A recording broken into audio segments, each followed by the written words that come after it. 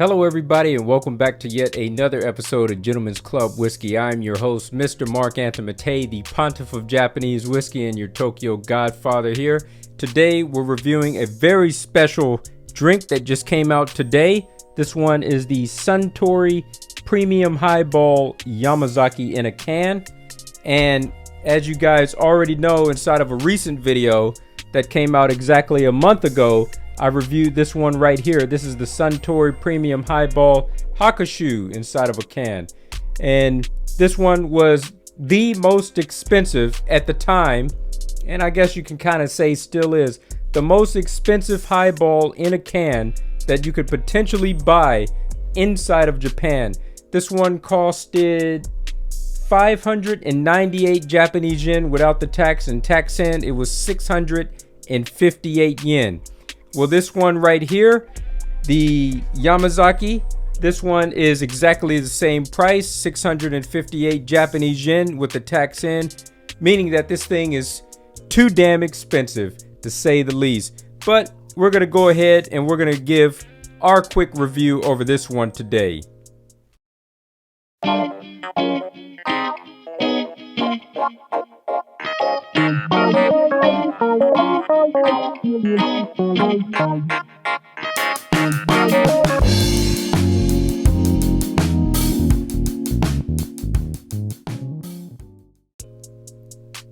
So what is this exactly? This is a very limited edition release that is made to commemorate the 100th anniversary of Suntory Whiskey.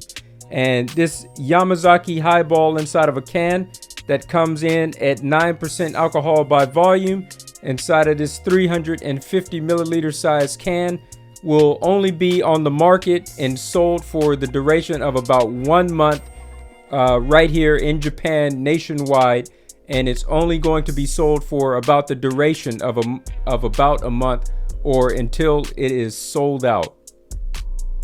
Now I got it 1 day early. Today is Monday, August 7th, but this goes on sale nationwide on the 8th of August. I got the press release for this right in front of me. I'm going to see is there any pertinent information on here, but I think I told you guys everything that you need to know. So obviously 2023, Suntory founder Shinjiro Torii is celebrating, well, he's already gone, but his company is celebrating the 100th anniversary of making whiskey in Yamazaki. And it says to convey the appeal of whiskey, they are releasing this Suntory Premium Highball inside of a can. Alright, about the contents of the package, it says that the contents are carefully selected and use only Yamazaki malt whiskey that goes well with highballs. Blended so that you can put ice in a glass and drink deliciously. Well, I definitely don't recommend that, and I'm going to tell you guys why in just a moment. So, anything else here? It says the Yamazaki Distillery, which is inside of Osaka, began construction in 1923 as Japan's first malt distillery and will celebrate its 100th anniversary. Okay, so just is repeating a bunch of stuff that we've already said. All right, so let's go ahead and get on with this taste review. Now, why did I say don't pour this inside of a can over ice? Well, because I mean that this drink is already diluted enough as it is being inside of this can. Now, if you pour this over ice, it's only going to dilute it even more. It's already mixed inside of this can, and the only thing that you need to do is just keep it refrigerated just to make it cold or cool, however cold that you want it to be. But once you start putting this on ice, then you know it's only going to start getting more watered down. So we're gonna drink it just like this. Let's go ahead and pop the top on this one. Let's hear that sound. Unleash the Kraken. Ooh, nice and smoky. See all that smoke steam coming off the top. All right, here we go.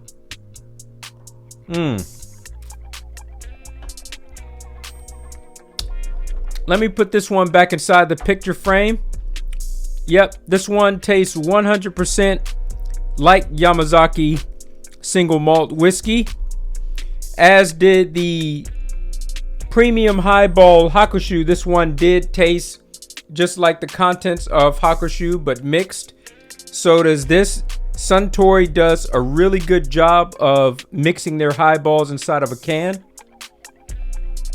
You know, I'm not a fan of all of these canned drinks because recently I did a review over that one that came out worldwide of the Jack Daniels and Coca-Cola. That thing was absolutely terrible. The carbonation on that just doesn't taste right. The soda doesn't taste right. I just can't put it into words. It just tastes very artificial. You know, there's something just very artificial tasting about it. But this tastes exactly like how a highball should, which is pretty good. It's not really my thing. I like to drink straight up. But, you know, this is for highball lovers, which means especially Japanese people, because they're probably the #1 consumer of highballs inside of the world. They are going to love this, no doubt.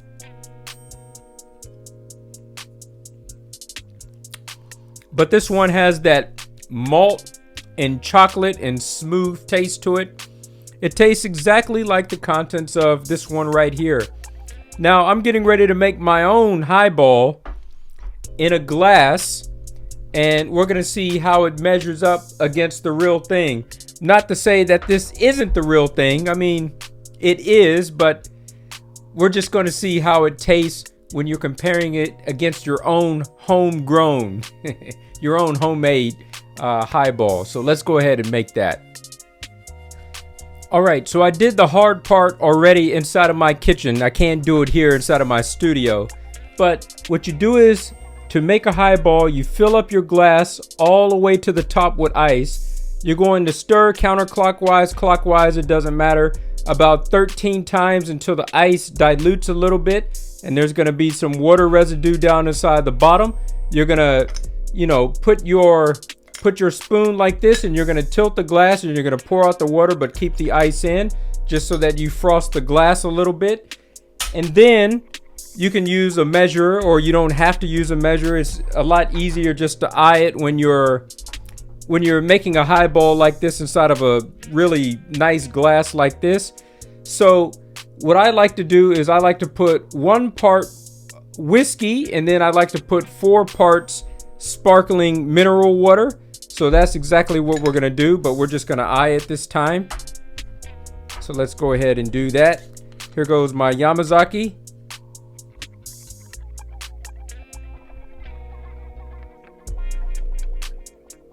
And of course, based on how strong or how much strength you want it to be, the alcohol, you could do, instead of 1 part whiskey, you can do 2 parts whiskey.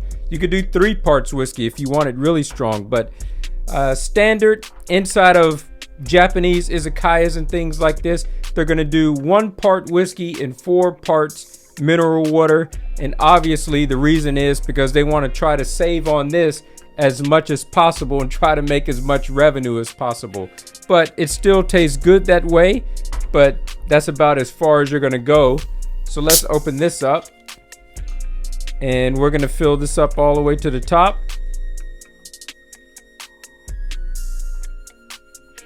You can see that nice bubbly inside of there. And let's go ahead and get this mineral water out of the way. Now let's turn this just a little bit.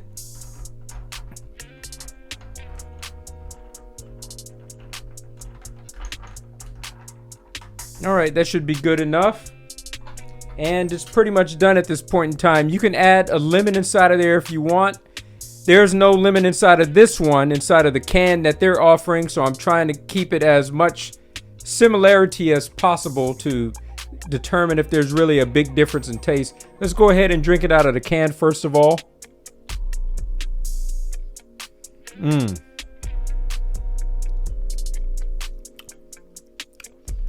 It has a nice crisp flavor to it. Pretty good. Carbonation is pretty good inside of this can.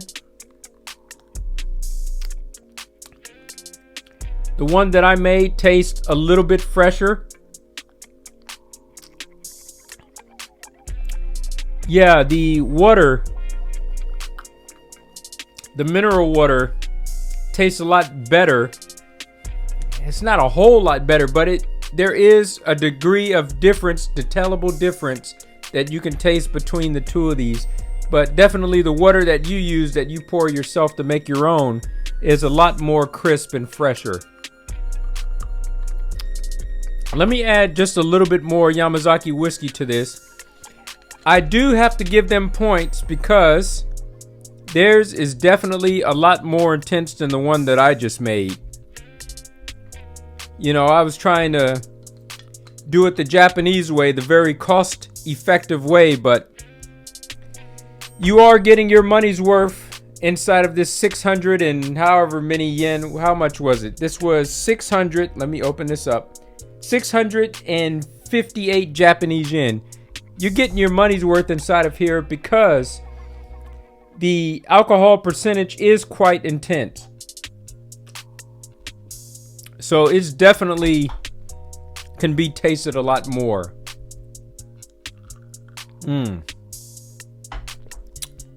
Mine is just trying to get the balance right to get it to taste like the one inside of the can.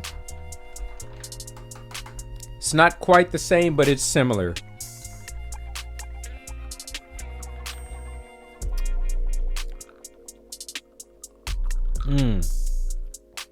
All right.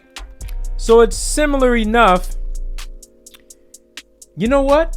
Actually, I'm going to say go ahead and go with the can because the balance that they do inside of here and them taking out all the work so that you don't have to do it and do this process of filling up your glass with ice and stirring it around 13 times just to get a little bit of water and dump that out so that the ice is, you know, more intense, and you kind of frost the glass a little bit, and then you pour your whiskey in and you mix it after that. You know, you're going through all these steps and you're going through the process. It may or may not be a fun process for you, but for the sake of convenience, this is already done to a very, do I want to say perfection? I don't necessarily want to say perfection, but it's done to an adequate level that you are not going to complain. I mean, they taste a little bit different, but it's not too much of a difference that, you know, you're going to complain one way or another. But this is pretty good, man. Really good for what it is.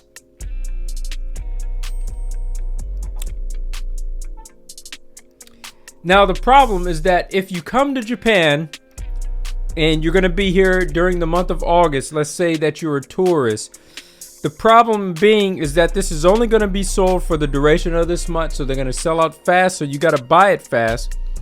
If you're trying to take this back home to the States with you or to the EU or wherever you live out inside the world, getting this can on an airplane without this thing exploding inside of your checked luggage is going to be a problem, and without it getting all dinged up inside of your checked luggage, because you know they're going to throw them bags inside of the back of the plane.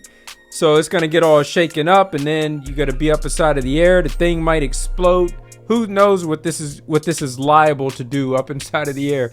And they're definitely not going to let you bring this on the plane in hand, because you have to dump out the liquids, you know, for all of your carry-on. So you can't bring it on that way. What can you do? You want this can as a collector's item? Just go ahead and just drink it while you're here in country, and just keep the can and try to preserve it as best as you can. I would say drink it and put the can inside of as safe of a place and wrapped or whatever you can do inside of your checked luggage as possible, so that it doesn't get all bent up, and hopefully you can bring it back and at least you have something that you can display on your shelf. But aside from that, man, there's not really much else reason to buy this. I keep this can of the premium Highball Hakushu. You see, I still have it sealed. This is my souvenir. I have one inside of the can sealed, and then I have one that I drank, and it's open. But, you know, after I got done drinking it, I washed it out, rinsed it out, and now it's sitting on a shelf somewhere as a display item. I feel like eventually at some point in time, I'm going to have to throw that one away. And these things are not going to last forever. The carbonation inside of these cans might only last and be good for about half a year before they start going bad. If you keep this thing longer than a year without drinking it, don't bother opening it a year or more later than that. So that's going to be a big problem.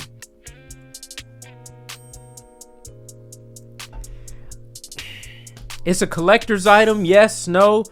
I don't know what the hell to do with these cans. Maybe the best thing for you to do is just take a photograph of it, of you with a drink, and say that you had it, and then just throw it away. I mean, there's not really much that you can do with something like this. It tastes good. Enjoy it while you're here inside a country, but like I said, there's not much else that you can do with it. But the taste is on point. Let me have it compared to mine one more time.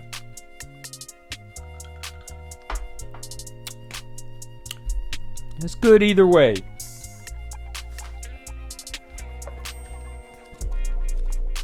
Guys, make sure not to forget the book, 50 Japanese Whiskeys Tasted in Japan. Available now. I do review this one right here, the Yamazaki single malt whiskey inside of this book. Let's go ahead and see what I say about this one. And what I say about it inside the book is pretty much what I think about it right now. Here it is. This is entry number 48.